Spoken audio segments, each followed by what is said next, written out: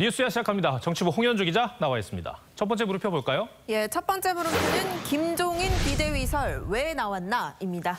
앞선 리포트의 핵심 내용을 정리를 해보면 윤석열 캠프가 비대위를 추진하고 위원장 이름으로 김종인 전 비대위원장 이름이 오르내리고 이래서 논란이다라는 건데 왜 이런 얘기가 나오는 걸까요? 네, 먼저 윤 후보 캠프가 지금 허위 보도라면서 부인하긴 했지만요. 네. 이런 이야기가 오갈 정도로 윤 캠프 내부에서 이준석 체제를 극도로 불신하는 분위기가 팽배한 건 분명한 사실인 듯합니다.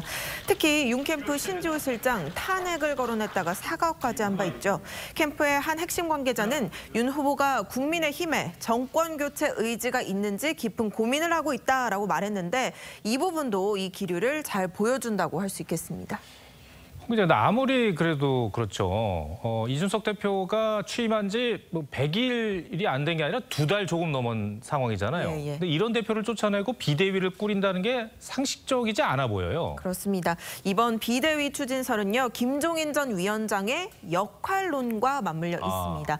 윤석열 후보는 나흘 전 광화문 인근 식당에서 김 전 위원장과 오찬을 함께 하기도 했죠. 윤 후보는 중도와 호남에서 강점이 있는 김 전 위원장의 역할을 기대하고 있지만 김 전 위원장은 윤석열 대세로는 인정하면서도 당장 캠프에 합류하겠다는 않겠다는 입장입니다. 그러다 보니 김종인 비대위 체제로 지도부를 개편하는 게 대선 승리 가능성을 높일 수 있다는 아이디어 차원의 말들이 오간 것으로 알려졌습니다. 그런데 김 전 위원장은 전당대회 때 이준석 대표를 밀지 않았습니까? 네, 그렇습니다. 네. 하지만 이 대표가 대표가 된 뒤에는요. 김 전 위원장 의견을 적극적으로 반영하지는 않고 있는 것으로 알려졌습니다. 그래서인지 김 전 위원장도 오늘 통화에서 어떻게 해야 대선에서 이길지 전략이 없다면서 이준석 대표를 비판했습니다. 또 경선 버스 운전수가 앞만 보고 가야지 자꾸 다른 데를 보니까 이렇게 된 것이라고 지적하기도 했습니다. 김종인 전 위원장이 윤석열, 김동연, 이준석 이런 사람들에 대한 평가가 이제 바뀌는 걸 보면 대선 전국에서 뭔가 역할을 하겠다는 강한 의지가 있는 듯 보여요. 그런데 비대위를 실제로 만들 수는 있는 겁니까? 네, 국민의힘 당원을 좀 살펴봤습니다. 비대위는요, 당대표가 거리되거나 최고위원회 기능이 상실되는 등 당의 비상 상황이 발생할 경우 구성하게 돼 있습니다. 그러니까 사실상 취임한 지 이제 겨우 2개월이 넘은 이준석 대표가 스스로 물러나야지만 가능한 상황입니다. 현 상황에서는 좀 현실성이 떨어진다고 볼 수 있겠습니다. 첫 번째 물음표 정리해보죠. 예, 첫 번째 물음표 김종인 비대위설 왜 나왔나?의 느낌표는 버스에도 내비게이션이로 하겠습니다. 국민의힘 경선 버스에 대다수 후보들이 탑승했지만요. 아직은 갈피를 못 잡는 상황입니다. 버스는 정해진 길로만 다니기 때문에 내비게이션이 필요 없지만 운전사 경험이 부족하다면 주변의 조언을 내비게이션 삼아보는 게 현명할 듯합니다. 네. 두 번째 물음표는 뭡니까? 예, 두 번째 물음표는 야 4강 역선택이 좌우한다입니다. 국민의힘 대선 주자들이 모두 13명이죠. 많습니다. 근데 벌써부터 이제 경선 룰을 놓고 신경전이 시작이 됐죠. 예, 그렇습니다. 네. 이번 경선은 2번의 컷오프를 거치게 됩니다. 먼저 8명을 가리는 9월 15일 1차 컷오프는 여론조사로만 결정이 되고요. 4명을 뽑는 2차 컷오프에서도 여론조사 비중 70%나 됩니다. 그러다 보니 조사 대상에 민주당 지지자를 포함시킬지 여부를 두고 신경전이 불붙고 있습니다. 네.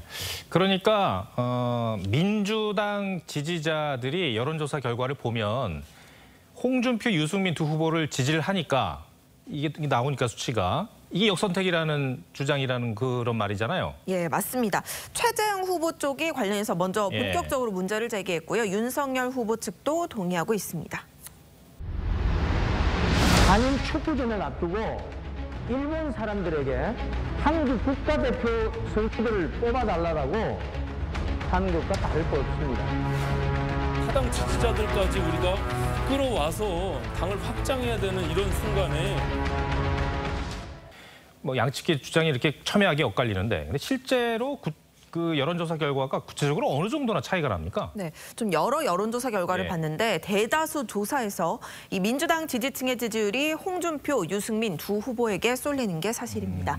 데일리안 의뢰로 여론조사 공정이 조사한 지난 18일 발표 자료를 보면요.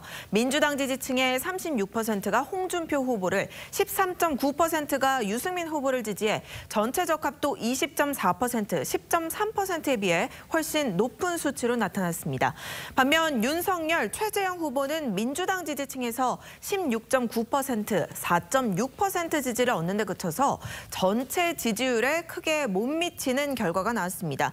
그러니까 지지 정당이 없는 대상자는 중도층으로 보고 이 여론조사 대상에 포함을 시킬 수가 있지만 어차피 여당 후보를 찍을 민주당 지지자를 대상으로 야당 후보 지지를 묻는 건 말이 안 된다는 게 윤석열, 최재형 두 후보 측 주장입니다. 지난 서울시장 선거 때도 비슷한 논란이 있었죠? 네, 그렇습니다. 당 지지층이 두터웠던 나경원 후보 측이 역선택 방지 조항을 넣자고 했지만 정진석 공관위원장이 받아들이지 않으면서 오세훈 현 시장이 여론조사 경선에서 역전승한 바 있습니다. 네. 순위가 뒤바뀔 수도 있는 그런 정도니까 뭐 후보들로서는 민감할 수밖에 없겠죠. 그렇습니다. 네. 특히 이준석 후보가 일부 후보들과 마찰을 빚고 있지만 홍준표, 유승민 후보와는 우호적인 관계를 유지하고 있다는 점도 이 문제를 접근하는 데 갈등의 불씨가 될 가능성이 있습니다. 네. 두 번째 물음표도 정리해 주시죠. 예, 두 번째 물음표, 야 4강 역선택이 좌우한다. 느낌표는 중도 확장의 허와 실로 하겠습니다. 네. 선거에서 중도는 반드시 잡아야 할 중요한 목표이지만 이슈에 따라 표심이 움직이기 때문에 실체가 명확하지 않다는 고민이 여야 모두에게 있습니다. 역선택 논란이 나오는 것도 국민의 마음을 사로잡을 확실한 후보가 보이지 않는다는 고민과 맥이 다 있을 듯합니다. 네. 홍 기자, 오늘 설명 잘 들었습니다.